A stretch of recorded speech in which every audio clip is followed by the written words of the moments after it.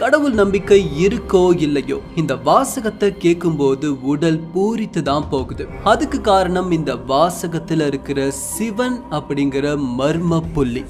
இந்த மர்ம புள்ளி அண்டத்துல இருக்கிற ஒரு கருந்துளை மாதிரி. அதுக்கு பக்கத்துல எது வந்தாலும் அதை உள்ள இழுத்துக்கும். அதே மாதிரி தான் அழிவின் பிரம்மாண்ட உருவம் தான் சிவன்.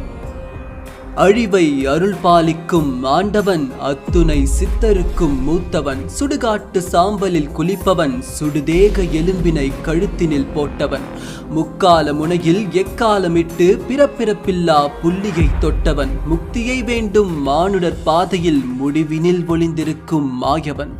அவன் சிவன். அவன் தனில் மனம் இருந்தால் இனி எதன் மீதும் அவா இல்லை. சிவா சிவா என்றுணர்ந்தால் அன்றே இரவா பிறவா நிலை கிட்டும்.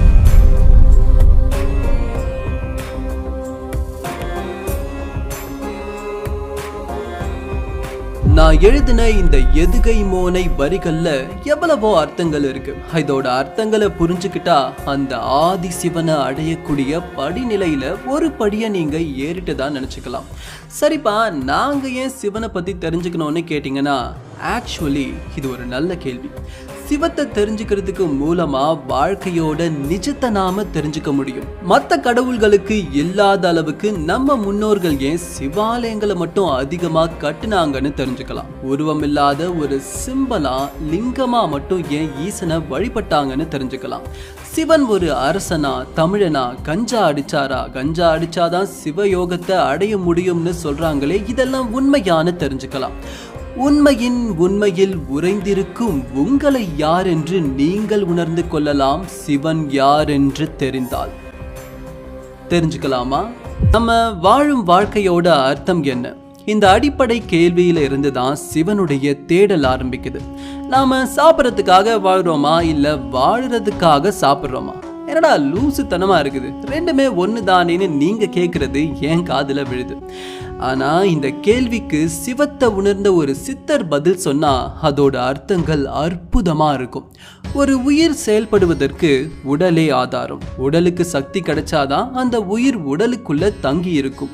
உடலுக்கு சக்தி கிடைக்க உணவு தேவை, உயிர் நிலைத்திருக்க உடல் தேவை, உடல் நிலைத்திருக்க ஆரோக்கியம் தேவை. சித்தர் பாணியில கிடைச்ச இந்த பதில்ல ஒரு விஷயம் நீங்க நல்லா புரிஞ்சுக்கணும். உடல் தான் பிரதானம். இந்த உடல் தான் கடவுளை உணரணும்னு யார் நினைச்சாலும் அவங்களுக்கு ஒரே கருவி.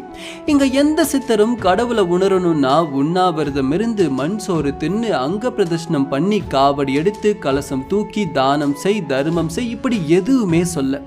உனக்குள்ள இருக்கிற கடவுளை உணர உன்னை நீ உணரணும். உன்னை உணர உனக்கு கருவியா இருப்பது உடல்.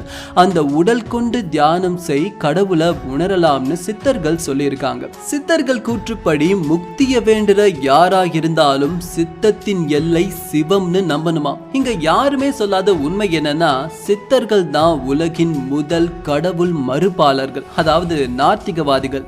நீங்க எந்த சித்தரை வேணும்னாலும் எடுத்துக்கோங்க, எல்லாருமே சமய சடங்குகளுக்கு ஆதரவா எந்த ஒரு பாடலையும் எழுதி இருக்க மாட்டாங்க. உதாரணத்துக்கு பல நூற்றாண்டுகளுக்கு முன்னாடி திருமூலர் திருமந்திரத்துல எழுதின இந்த பாடல்: சீக்கை விளைந்தது செவ்வினை மூட்டிற்ற ஆக்கை பிரிந்த அழகு பழுத்தது மூக்கினில் கை வைத்து மூடியிட்டு கொண்டு போய் காக்கைக்கு பலி காட்டியவாறே. அதாவது திருமூலர் இங்க என்ன சொல்ல வர்றாருன்னா, அட மனுஷா, வயசாச்சு, படுத்தாச்சு, உடம்புல இருந்து உயிர் போச்சு, சுடுகாட்டுக்கு போயாச்சு, சுடும் தீயில எரிச்சாச்சு, எல்லாம் முடிஞ்சு போச்சு. அப்போ காக்கைக்கு சோறு வச்சா செத்தவனா வந்து சாப்பிட போறான், மதிக்கெட்ட மானுடர்களேன்னு சொல்றாரு. இங்க டைரக்டா திருமூலர் சமய சடங்குகளையே உடைச்சு போடுறாரு. காலம் காலமா முன்னோர்கள் வந்து சாப்பிடுவாங்கன்னு காக்கைக்கு நாம சோறு வச்சுக்கிட்டு இருக்கோம், அதுவே ஒரு மூடத்தனம்னு சொல்றாரு திருமூலர். பட் திருமூலர் செஞ்ச முரணான விஷயம் என்னன்னா, சமய சடங்குகளை பொய்ன்னு சொல்ற இவர் சிவ வழிபாட்டை மட்டும் எப்படி செஞ்சாரு? முக்தி அப்படிங்கிற விஷயத்தை தேடி ஒருத்தன் பயணம் செஞ்சா அந்த பயணத்தோட கடைசி படியில கடைசி புள்ளியில சிவன் தான் இருப்பாருன்னு சித்தர்கள் சொல்றாங்க. இவங்களை பொறுத்த வரைக்கும் சிவ வழிபாடுங்கிறது கடவுள் வழிபாடுங்கிறத தாண்டியும் அது ஒரு வாழ்வியல் முறை. இந்த வாழ்வியல் முறையை யார் கடைபிடிச்சாலும் அவங்களுக்கு முக்தி கிடைக்கும்னு சித்தர்கள் சொல்றாங்க. இந்த சிவ வாழ்வியல் முறையில புலால் உண்ணாமை, மது அருந்தாமை, மாது சேராமை, பிராணாயாமம், குண்டலினி, இப்படி பல கோட்பாடுகள் சேர்ந்ததுதான் சிவ வாழ்வியல். இந்த மாதிரி சித்தர்களுக்கெல்லாம் தலைமை சித்தரா இருந்து சித்த வாழ்வியலை மற்ற சப்த ரிஷிகளான சித்தர்களுக்கு சொல்லிக் கொடுத்த ஆதி சித்தர் தான் சிவன். சரி, இதுக்கு என்ன ஆதாரம்? துணைக்கு நாம திருமூலரையே மறுபடியும் கூட்டிக்கலாம். விண்ணின்றிழுந்து வினைக்கீடாய் மெய்கொண்டு தன்னின்ற தாளை தலைக்காவல் முன்வைத்து உன்னின்றுருக்கையோர் ஒப்பில்லா ஆனந்த கண்ணின்று காட்டி களிம்பறுத்தானே. இது திருமந்திரத்துல முதல் தந்திரத்துல இருக்கிற முதல் பாடல். இதோட அர்த்தம் என்னன்னா, எங்கிருந்தோ வானத்திலிருந்து இறங்கி வந்த ஈசன் எங்களுக்கெல்லாம் காவலா இருந்து அவரோட அகக்கண்ணை திறந்து, அதாவது அவரோட நாலேஜை எங்க கிட்ட பகிர்ந்து கொண்டார்னு திருமூலர் சொல்றாரு. ஸோ இதுல இருந்து யார் இந்த சிவன் அப்படிங்கிற கேள்விக்கு டீசென்டான பதிலை நாம கண்டுபிடிச்சிருக்கோம். சிவன் அப்படிங்கிறது ஒரு முடிவு. எல்லாமே அங்கதான் போய் முடியுதுன்னு சித்தர்கள் நம்பியிருக்காங்க. நாம உற்று கவனிச்சு பார்த்தோம்னா சிவன் யாரு? அழிக்கும் கடவுள், எல்லாத்தையும் முடிக்கும் கடவுள், தி அல்டிமேட் டெஸ்ட்ராயர். பிறப்பிறப்பில்லாத ஒரு புரிஞ்சிக்கவே முடியாத ஒரு உயரிய சக்தி. இப்படிப்பட்ட சித்தாந்தங்களை உணர்ந்த பழந்தமிழர்கள் புரிஞ்சிக்கவே முடியாத உருவமில்லாத அந்த சக்தியை லிங்கத்தை வச்சு வழிபட ஆரம்பிச்சாங்க. அதனால தான் கோவில்கள்ல நீங்க போய் பார்த்தீங்கன்னா அம்பாள் சந்நிதியில அம்பாள் சிலை இருக்கும், ஆனா ஈசன் சந்நிதியில சிவலிங்கம் தான் இருக்கும். சிவனுக்கு உருவ வழிபாடே கிடையாது. இப்போ டக்குன்னு சிதம்பரம் கோவில்ல இருக்கேன்னு நீங்க கேட்கலாம். அது செப்பரேட் ஸ்டோரி. பழந்தமிழர்கள் பரதநாட்டியம் சிவபெருமான் உருவாக்கிய ஆடல் கலைன்னு தான் நினைச்சாங்க. அப்படிப்பட்ட சிவபெருமானோட நடனத்தை பிரதிபலிக்கிற மாதிரி தான் ஒரு சிலையை செஞ்சாங்க. ஆனா அந்த கோவில்லையே இறைவனை உருவமில்லா அருவம், அதாவது வெறும் சுற்றுப்புறத்தையே சிவனா நினைச்சு வழிபடும் முறை இன்னைக்கும் இருக்கு. இது எல்லாத்தையும் வச்சு ஒரு தியரியை டெவலப் பண்ணோம்னா அது இப்படி தான் இருக்கும். ஆதியில ஒரு மாபெரும் சக்தி இருந்திருக்கு. அந்த சக்தி இதுதான் வாழ்க்கையின் சூட்சமம்னு ஒரு அறிவை சித்தர்களுக்கு கொடுத்தது. நாலேஜை கொடுத்த அந்த சக்திக்கு சித்தர்கள் கொடுத்த பெயர் தான் சிவம்.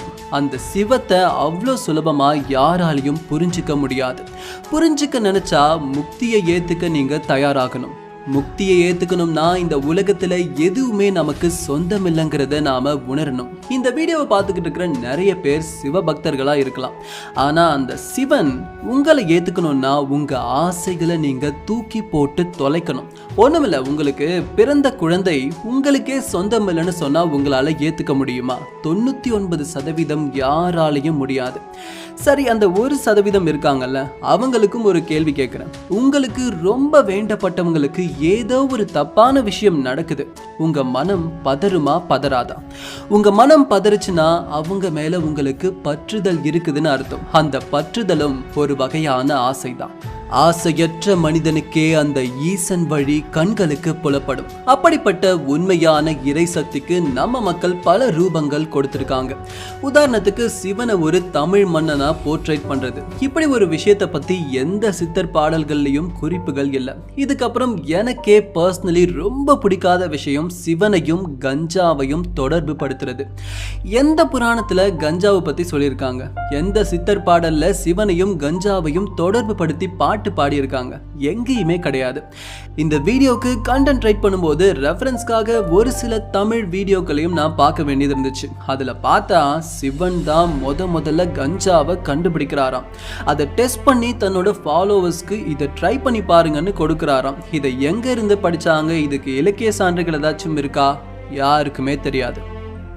சரி, சிவனை வழிபடக்கூடியவங்க யாரு கஞ்சாவை பயன்படுத்துறாங்கன்னு பார்த்தா காசியில கங்கை கரையில இருக்கிற அகோரிகள். இந்த அகோரிகளுக்கும் சிவனுக்கும் கஞ்சாவுக்கும் என்ன சம்பந்தம்? பொதுவா இந்த அகோரிகள் பத்தி பேசும்போது இவங்க கஞ்சா அடிக்கிறதுனால மனசு எப்பவுமே ஒரு நிலையில இருக்கும்.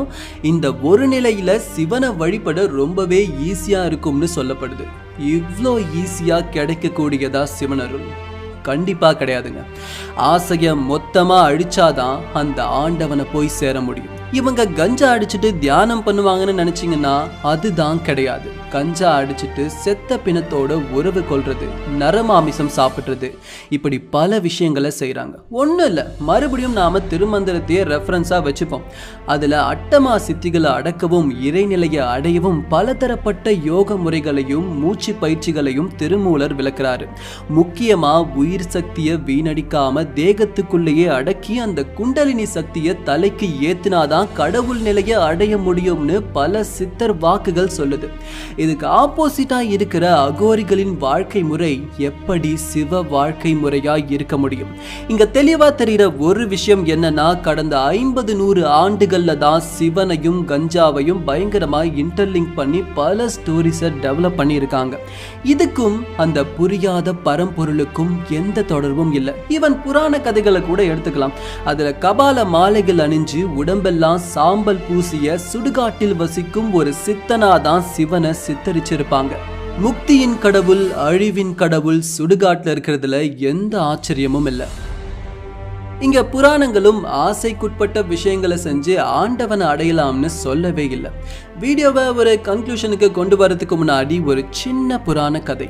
இந்த சிற்பம் 10ஆம் நூற்றாண்டை சேர்ந்த தாராசுரம்ல இருக்கிற லிங்கோத்பவர் சிற்பம்.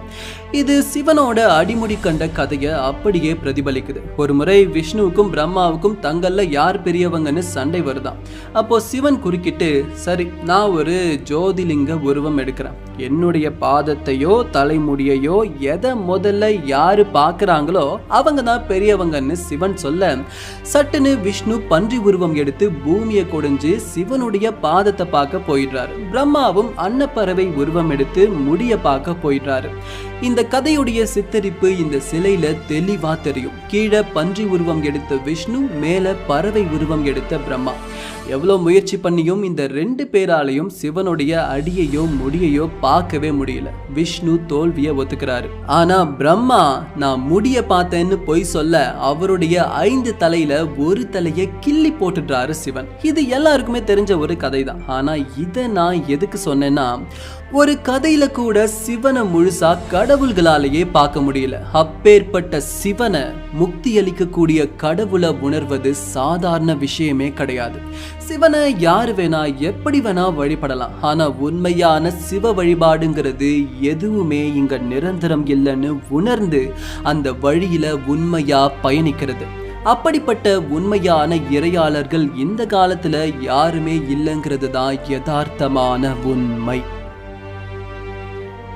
கோவிலுக்கு போய் அரக்க பறக்க கூட்டத்துல சிவனை பார்த்து எனக்கு இது வேணும் அது வேணும் அரோகரா நமச்சிவாயான்னு சொல்றது சிவ வழிபாடு கிடையாதுங்க. அந்த கோவில்லையே அமைதியா ஒரு நிமிஷம் கண்ணை மூடி உட்கார்ந்து இந்த உலக வாழ்க்கைய மறந்து தனக்குள்ள இருக்கிற சிவனை உணர முயற்சி பண்ணீங்கன்னா அதுதான் சிவ வழிபாடு, அதுதான் சிவம், அதுதான் சிவன்.